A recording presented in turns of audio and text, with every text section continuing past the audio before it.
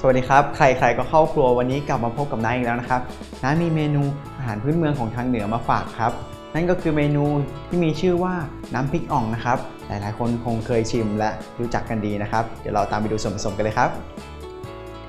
ส่วนผสมของเมนูน้ำพริกอ่องนะครับก็จะมีน้ำเปล่าครับหมูบดครับมะเขือเทศลูกใหญ่นะครับอันนี้นะหั่นแล้วนะครับนี่เป็นมะเขือเทศลูกเล็กครับอันนี้เขาจะให้ความเปรี้ยวกว่าของอันใหญ่นะครับนี่นะหั่นครึ่งนึงนะครับนี่เป็นพริกแกงทางเหนือนะครับหรือจะใช้เป็นพริกแกงเผ็ดหรือพริกแกงส้มแทนก็ได้นะครับถ้าไม่มีนะครับนี่จะเป็นผักชีครับต้นหอมเป็นน้ำปลาครับนี่น้ำมันพืชนะครับน้ำตาลนี่เป็นกะปิกุ้งครับส่วนผสมก็ครบแล้วนะครับเดี๋ยวเราไปลงมือทำกันเลยครับเดี๋ยวเรามาเริ่มทำน้ำพริกอ่องกันเลยนะครับ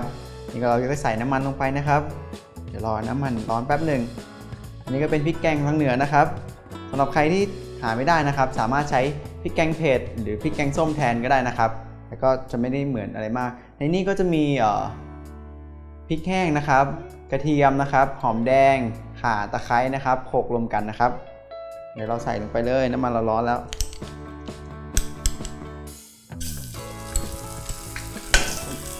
แล้วก็ผัดพริกแกงให้หอมนะครับ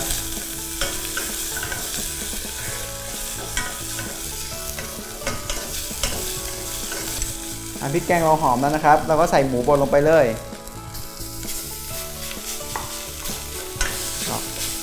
ผัดให้มันเข้ากันนะครับจะติดกระทะนิดนึงก็ไม่เป็นไรนะครับครับพอหมูสุกประมาณ 60% นะครับเราก็จะเติมน้ำลงไป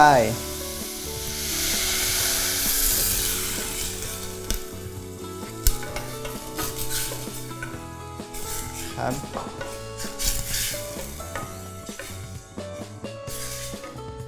เติมน้ำเสร็จนะครับเราก็จะใส่มะเขือเทศนะครับลงไปอันนี้เป็นมะเขือเทศลูกใหญ่นะครับนี่เขาก็จะได้เนื้อนิดนึงอันนี้มะเขือเทศลูกเล็กครับมะเขือเทศลูกเล็กจะให้ความเปรี้ยวมากกว่านะครับก็ใส่ให้มันมีรสเปรี้ยวนะครับสำหรับใครที่ไม่มีมะเขือเทศลูกเล็กก็ไม่ต้องใส่ก็ได้นะครับไม่เป็นไรครับ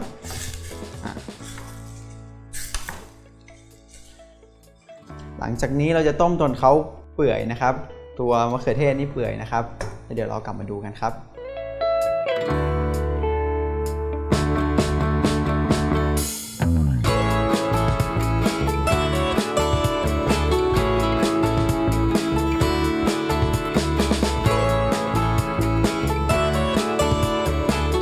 ครับมะเขือเทศเราก็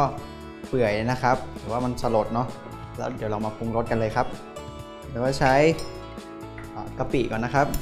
ใส่ลงไปอันนี้เป็นกะปิกุ้งนะครับก็ตามด้วยน้ำปลาครับ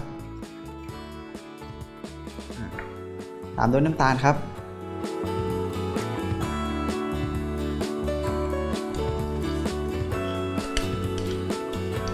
อย่าลืมชิมก่อนนะครับแล้วก็ปรุงรสตามชอบเลยนะครับรสมันก็จะออกเปรี้ยวๆนิดๆนึงนะครับแล้วก็เดี๋ยวน้าจะต้มให้มันงวดลงอีกนิดนึง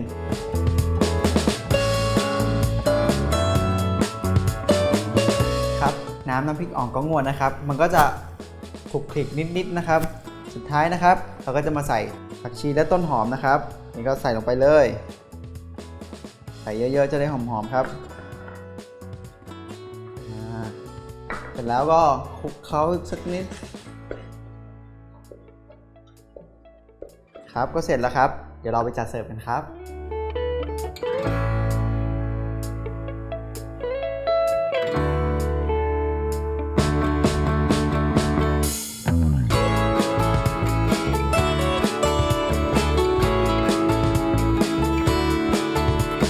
ครับก็เสร็จแล้วนะครับน้ำพริกอ่องนะครับสำหรับใครที่อยากทำตามนะครับสามารถเข้าไปดูอัตราส่วนอย่างละเอียดได้ที่เว็บไซต์ของเรา foodtravel.tv นะครับสำหรับวันนี้น่าลาไปก่อนครับสวัสดีครับ